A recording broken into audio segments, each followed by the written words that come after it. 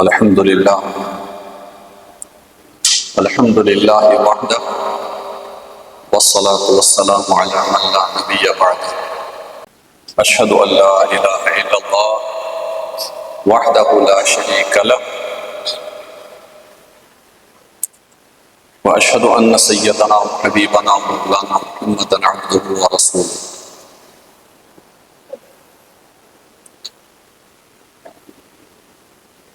اما بعد فقد قال اللہ تعالی فی کلامہ المجید اعوذ باللہ من الشیطان الرجیم بسم اللہ الرحمن الرحیم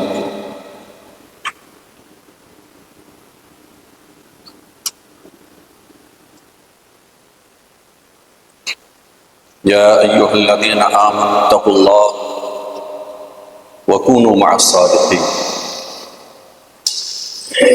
وقال الله تعالى في مقام آخر يا أيها الذين آمنوا إن جاءكم فاسق بنبأ فتبينوا أن تصيبوا قوما بجهالة فتصبحوا على ما فعلتم نادمين. وعن أبي هريرة رضي الله تعالى عنه قال قال النبي صلى الله عليه وسلم من لم يدع قول الزور والعمل به فليس لله حاجة أن يضع طعامه وشرابه. رواه البخاري أو كما قال عليه الصلاة والتسليم. صدق الله العلي العظيم وصدق رسوله النبي الكريم ونحن على ذلك من الشاهدين والشاكرين والحمد لله رب العالمين.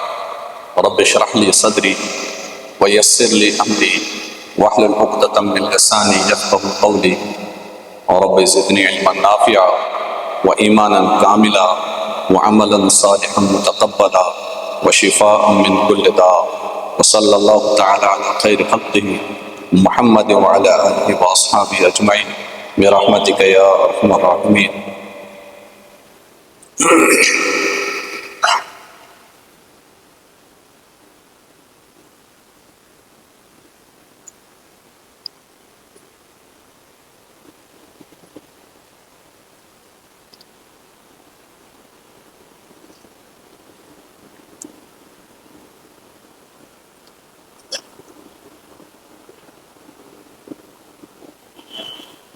اللہ تبارک و تعالیٰ کی حمد و ثنا کے ساتھ ساتھ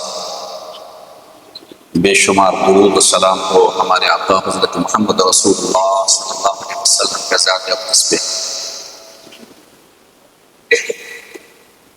جن کے پوری کائنات پہ بے شمار احسانات.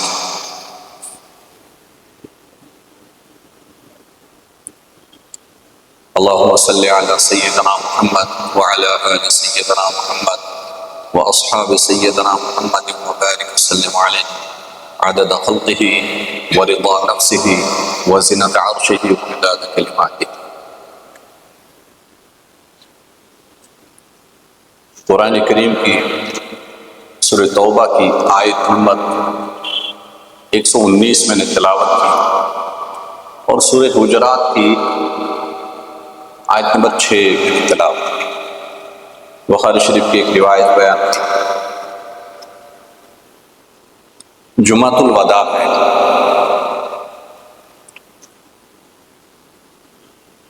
آخری عشرہ چل رہا ہے.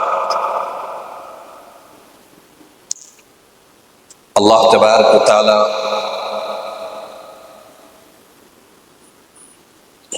ہمارے حق میں اس رمضان کو اور پوری امت کے حق میں اس رمضان کو قبول فرمائے. اور یہ رمضان المبارک پوری کائنات کے لیے، خصوصاً امت مسلمہ کے لیے امن و امان، چین و سکون، عزت و عافیت، راحت و رحمت، خیر و برکت، مغفرت، اللہ کی رضا، دخول جنت، جہنم سے نجات کا سبب بنے. میں اس سے پہلے بھی چونکہ قرآن کریم کی تفسیر ہوا کرتی ہے، فجر کی نماز سے پہلے میں نے کئی بار یہ گزارش کی کہ رمضان المبارک ہمارے لیے ایک تربیت کا مہینہ.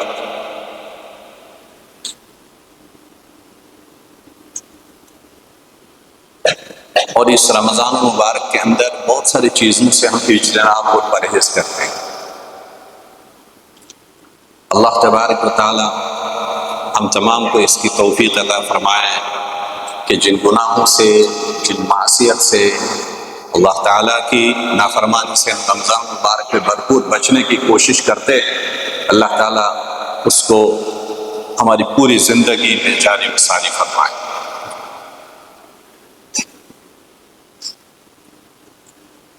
قرآن کا مہینہ ہے.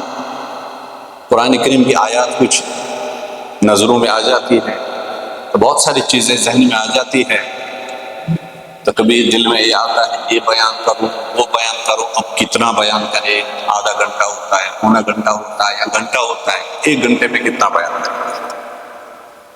اور قرآن ایک ایسا سمندر ہے کہ جس کی تہ تک ابھی کوئی نہیں پہنچ پائے. جتنے بھی مفسرین آئے، کسی نے آج تک یہ نہیں کہا کہ قرآن کا پورا یا بھرپور کسی نے حق ادا کیا. اپنے قرآن کے ساتھ محبت کرتے. اور یہ قرآن خالص مسلمانوں کے لیے نہیں ہے، یہ پورا عالم کے لیے، پوری کائنات کے لیے امن و سکون اور ہدایت رشد کا پیغام لے کر. جھوٹ کو ہم ہمیشہ حرام سمجھتے ہیں، اور جھوٹ ہے بھی، اس کی کراہت ہے. انسان روزہ کی حالت میں ہو یا رمضان کے علاوہ دوسرے ایام میں ہو، جھوٹ بہرحال اسلام نے اس کو حرام کیا. گناہ کبیرہ. گناہ کبیرہ کس کو کہتے ہیں؟ کہ گناہ کبیرہ کو اگر ہم موٹے الفاظ میں سمجھنا چاہیں تو گناہ کبیرہ وہ گناہ ہے کہ ایک بھی گناہ کے اندر اگر ایک انسان مبتلا رہے تو ایک بھی گناہ ایک انسان کو جہنم میں پہنچانے کا سبب بن سکتا ہے. جو جھوٹ جس کو اسلام نے ہمیشہ حرام کیا ہے دائمی. رمضان مبارک میں صبح صادق سے لے کر غروب آفتاب تک ہم بہت ساری حلال چیزوں سے بچ جاتے ہیں. اسلام نے رمضان میں ہمیں کہا آپ حلال چیزیں بھی اس دوران نہیں کھا سکتے، آپ کو پابند کیا گیا. وہ حلال چیزوں سے بھی آپ اجتناب کریں. پانی نہیں پی سکتے، کھجور نہیں کھا سکتے، آپ کی حلال کمائی ہے، جیب میں ہے، نہیں کھا سکتے، اویلیبل ہے.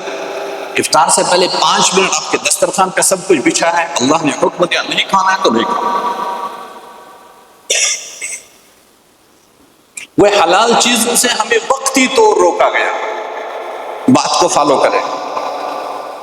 حلال چیزوں سے ہمیں وقتی طور روکا گیا. اس کے بعد جس طرح نماز کے اندر ہمیں باتیں کرنے سے، اچھی باتیں کرنے سے، دنیوی باتیں کرنے سے، کاروباری باتیں کرنے سے، سلام کا جواب دینے سے روکا گیا. سلام پھرو، اس کے بعد جو جی چاہے کرو.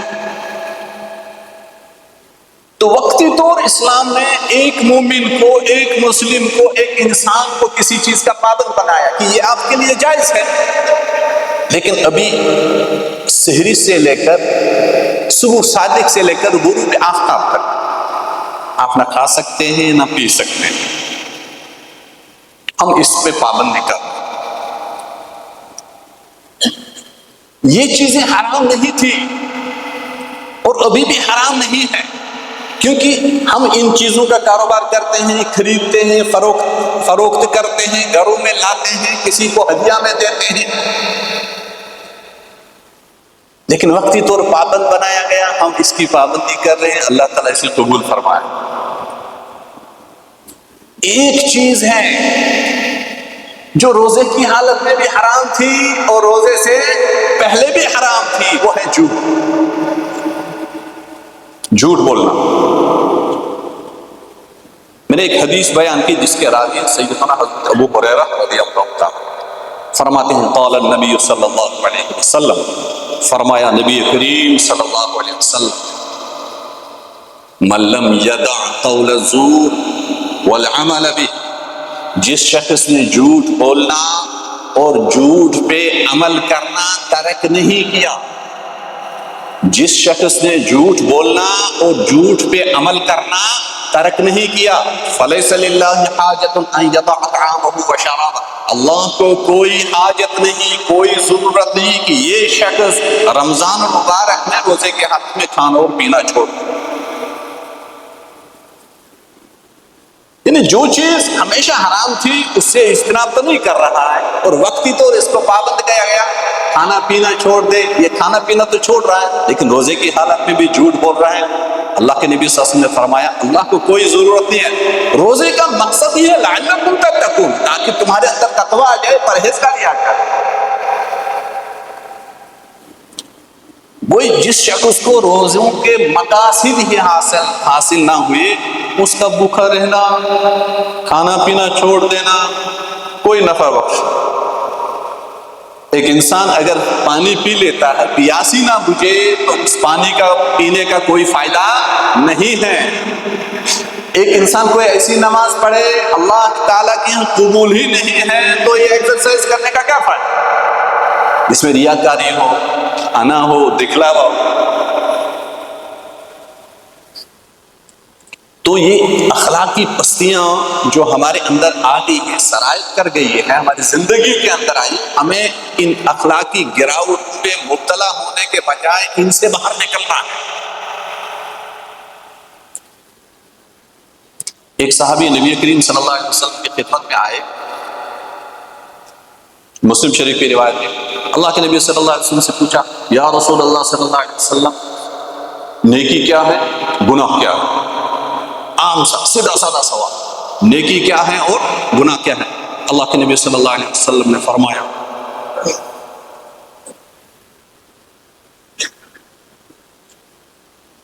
نیکی یہ ہے جس سے آپ کی طبیعت خوش ہو جائے۔ یعنی جو چیز ہمیشہ حرام تھی اس سے اجتناب تو نہیں کر رہا ہے، اور وقتی طور اس کو پابند کیا گیا، کھانا پینا چھوڑ دے، یہ کھانا پینا تو چھوڑ رہا ہے لیکن روزے کی حالت میں بھی جھوٹ بول رہا ہے۔ اللہ کے نبی صلی اللہ علیہ وسلم نے فرمایا اللہ کو کوئی ضرورت نہیں ہے، روزے کا مقصد ہی ہے لعلکم تتقون، تاکہ تمہارے اندر تقویٰ آ جائے، پرہیزگاری آ جائے۔ وہی جس شخص کو روزوں کے مقاصد ہی حاصل نہ ہوئے، اس کا بھوکا رہنا، کھانا پینا چھوڑ دینا کوئی نفع بخش۔ ایک انسان اگر پانی پی لیتا ہے، پیاسی نہ بجھے تو اس پانی کا پینے کا کوئی فائدہ نہیں ہے۔ ایک انسان کوئی ایسی نماز پڑھے اللہ تعالیٰ کی یہاں قبول ہی نہیں ہے تو یہ ایکسرسائز کرنے کا کیا فائدہ؟ اس میں ریاکاری ہو، انا ہو، دکھلاوا ہو۔ تو یہ اخلاقی پستیاں جو ہمارے اندر آ گئی ہے، سرایت کر گئی ہے، ہماری زندگی کے اندر آئی، ہمیں ان اخلاقی گراوٹ پہ مبتلا ہونے کے بجائے ان سے باہر نکلنا ہے۔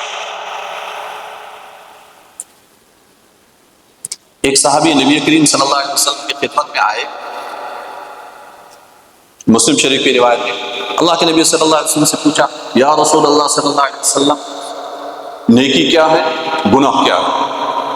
عام سا سیدھا سادہ سوال، نیکی کیا ہے اور گناہ کیا ہے؟ اللہ کے نبی صلی اللہ علیہ وسلم نے فرمایا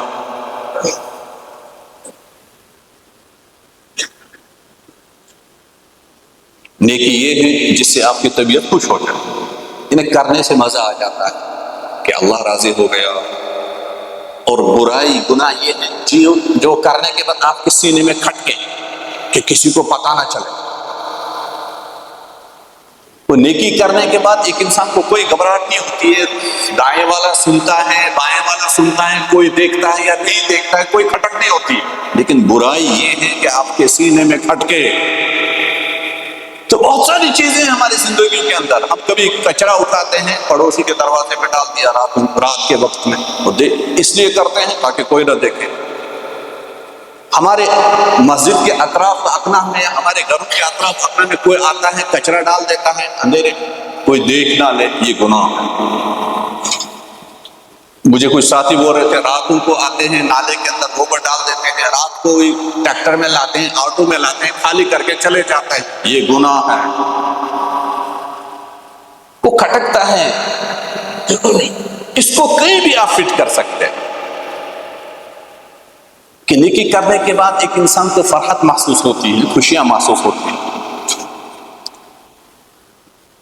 اور سیدہ عائشہ صدیقہ رضی اللہ تعالیٰ عنہ روایت کرتی ہے، فرمایا نبی کریم صلی اللہ علیہ وسلم نے انسان اپنے اچھے اخلاق کی وجہ سے، ابو داؤد شریف کی روایت ہے، صحیح روایت، انسان اپنے اچھے اخلاق کی وجہ سے اس مقام تک پہنچتا ہے، کس مقام تک؟ کہ جس مقام تک ایک انسان دن میں روزہ رکھ کر اور راتوں کو شب بیداری کر کے پہنچ جاتا ہے۔ وہ ایک انسان اچھے اخلاق، اچھے کردار کا حامل ہے، حسن خلق کا حامل ہے، دوسرا شخص اس کے اخلاق اچھے نہیں ہیں لیکن دن میں روزہ رکھتا ہے، راتوں کو مصلی کے اوپر کھڑا ہوتا ہے، تو اللہ کے نبی صلی اللہ علیہ وسلم کا فرمان ہے کہ وہ شخص اس سے بہتر ہے، کیونکہ روزوں کا مقصد یہ ہے کہ ایک انسان کا اخلاق، ایک انسان کی کردار اچھا ہو۔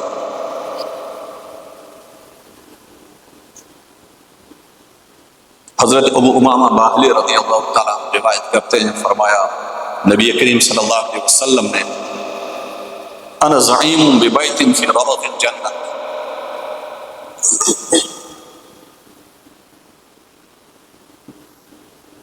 من ترک المراء وان کان محقا، میں جنت کے اطراف میں، جنت کے سائڈ کے کنارے پہ ایک گھر دلانے کی ضمانت دیتا ہوں، ذمہ داری لیتا ہوں، جنت کے کنارے پہ ایک گھر دینے کی ذمہ داری لیتا ہوں، ضمانت دیتا ہوں، کس شخص کے لیے؟ اس شخص کے لیے جو جھگڑا اور فتنہ اور فساد چھوڑ دے اگرچہ وہ خود حق پہ ہی ہے۔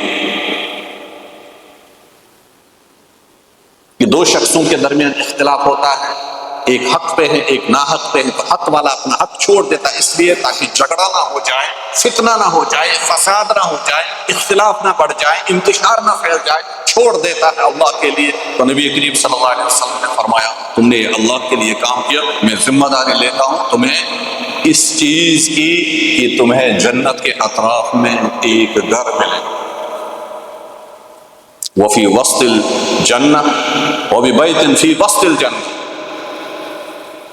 لمن ترک الکذب وان کان مازحا، اور جنت کے درمیان اس شخص کے لیے ایک گھر دلانے کی ذمہ داری لیتا ہوں جو شخص جھوٹ چھوڑ دیتا ہے اگرچہ وہ مذاق نہیں ہے۔ روزہ رکھنے کے باوجود بھی اگر ہم جھوٹ سے اجتناب نہ کریں، غیبتوں سے بچنا جائیں، تہمت لگانے سے بچنا جائیں، تجسس نہ بچ جائیں، کسی کے عیبوں کے پیچھے پڑ جانا، کسی کے چھپے ہوئے اسرار کو لوگوں کے سامنے عیاں کرنا، تو روزوں کا کیا مقصد ہے؟ فرمایا نبی کریم صلی اللہ علیہ وسلم نے جنت کے وسط میں گھر دلانے کی ذمہ داری لیتا ہوں جو شخص جھوٹ چھوڑ دے اگرچہ وہ مذاق میں ہی جھوٹ بولتا ہوں، وہ مذاق میں بھی نہ جھوٹ بولے۔ وَبِبَيْتٍ فِي أَعْلَى الْجَنَّةِ لِمَنْ حَسَّنَ خُلُقَهُ، جنت کے اعلیٰ مقام میں ایک گھر دلانے کی ذمہ داری لیتا ہوں اس شخص کے لیے جس نے اپنے اخلاق کو بہتر بنایا، اپنے اخلاق کو بہتر بنایا۔ کبھی کبھی ایک انسان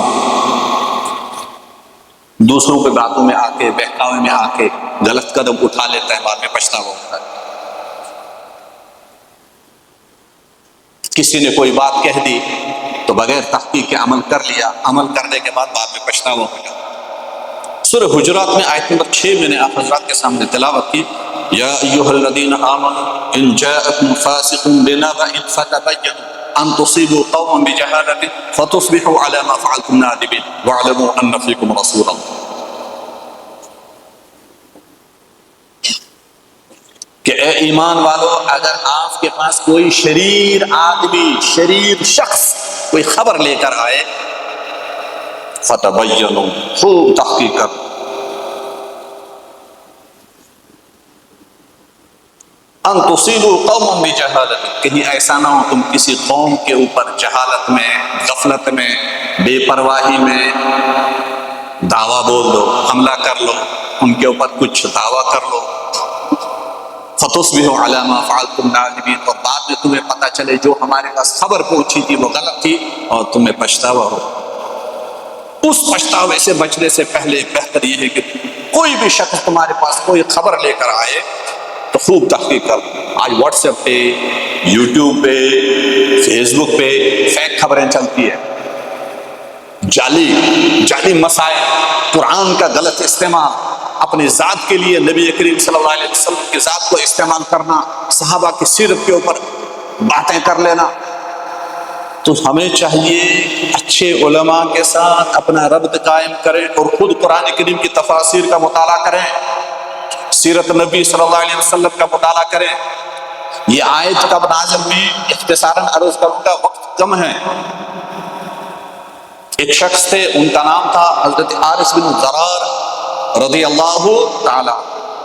وہ ایک مرتبہ نبی کریم صلی اللہ علیہ وسلم کی خدمت میں حاضر خدمت ہوئے۔ اللہ کے نبی صلی اللہ علیہ وسلم نے ان کو دعوت اسلام دی، انہوں نے اسلام قبول کیا۔ ان کی ہی بیٹی تھی حضرت سیدہ میمونہ رضی اللہ تعالی عنہا، جو ام المومنین زوجہ محترمہ تھی، ام المومنین زوجہ محترمہ حضرت محمد رسول اللہ صلی اللہ علیہ وسلم، وہ اللہ کے نبی صلی اللہ علیہ وسلم کے سسر تھے۔ دعوت اسلام دی، دعوت اسلام انہوں نے قبول کر لی۔ اسلام قبول کرنے کے بعد اللہ کے نبی صلی اللہ علیہ وسلم پوچھا کیا کریں؟ اللہ کے نبی صلی اللہ علیہ وسلم نے نماز کا حکم دیا اور فرمایا زکوٰۃ ادا کیا۔ انہوں نے کہا ٹھیک ہے یا رسول اللہ صلی اللہ علیہ وسلم، اپنی وہ قبیلے بنی مستلق کے، قبیلے بنی مستلق کے رئیس تھے، سردار تھے، اسلام قبول کیا۔ اللہ کے نبی صلی اللہ علیہ وسلم سے اجازت مانگی، نبی کریم صلی اللہ علیہ وسلم نے اجازت دی کس چیز کی؟ یا رسول اللہ صلی اللہ علیہ وسلم، میں اپنی قوم میں جاؤں گا، ان کو دعوت اسلام دوں گا، جو جو ان میں اسلام قبول کریں گے وہاں میں خود بھی اپنی زکوٰۃ دے دوں گا اور وہاں زکوٰۃ وصول کر لوں گا۔ ٹھیک، زکوٰۃ وصول کرنے کے بعد فلاں مہینے کے، یعنی ایک ڈیٹ طے ہوئی، ایک مہینہ طے ہوا، 2 مہینے بعد، 1 مہینے بعد، 1.5 مہینے بعد آپ کسی شخص کو بھیج دیجیے، میں زکوٰۃ اکٹھی کر کے رکھوں گا، وہ وہاں سے زکوٰۃ لائے آپ کے خدمت میں حاضر کریں۔